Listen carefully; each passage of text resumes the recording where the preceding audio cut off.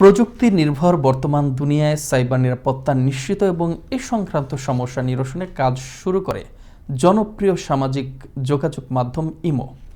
2023 সালে হ্যাকিং রোধ করে ব্যক্তিগত তথ্যের নিরাপত্তা নিশ্চিত করাই ইমোর মূল লক্ষ্য বলে জানায় প্রতিষ্ঠানটি। সহকর্মী জয়নাল আবেদিন জানাচ্ছেন বিস্তারিত। প্রযুক্তি নির্ভর বর্তমান দুনিয়ায় সাইবার নিরাপত্তা একটি গুরুত্বপূর্ণ বিষয়। সেই সমস্যা নিরসনে কাজ শুরু করে জনপ্রিয় সামাজিক যোগাযোগ মাধ্যম ইমো।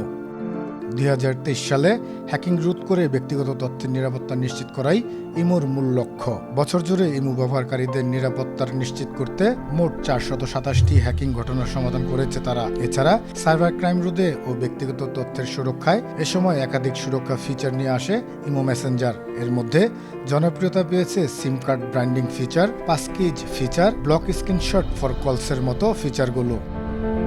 এসব ফিচারগুলোর কারণে দ্রুতই বাড়ছে অ্যাপটির জনপ্রিয়তা। তাদের দেয়া তথ্যানুযায়ী 2023 সালে প্রায় 40 লাখ নতুন ব্যবহারকারী যুক্ত হয়েছেন ইমোতে। প্রতিষ্ঠানটি আরও জানায়, বাংলাদেশ থেকে গত বছর 91.6 মিলিয়ন অডিও ভিডিও কল করা হয়েছে। এর মধ্যে 35.8 বিলিয়নই ছিল আন্তর্জাতিক কল। বাংলাদেশের বর্তমান সামাজিক যোগাযোগ মাধ্যমগুলোর মধ্যে ইমোর ব্যবহার পদ্ধতি অনেকটাই সহজ। এছাড়াও দুর্বল নেটওয়ার্কে ইমো অ্যাপে আন্তর্জাতিক কল করা যায় অনায়াসে, যার ফলে বাংলাদেশিদের মধ্যে এই অ্যাপ বিপুল জনপ্রিয়তা পাচ্ছে। জয়নাল আবেদিন, আনন্দ টিভি, নিউজ ডেস্ক।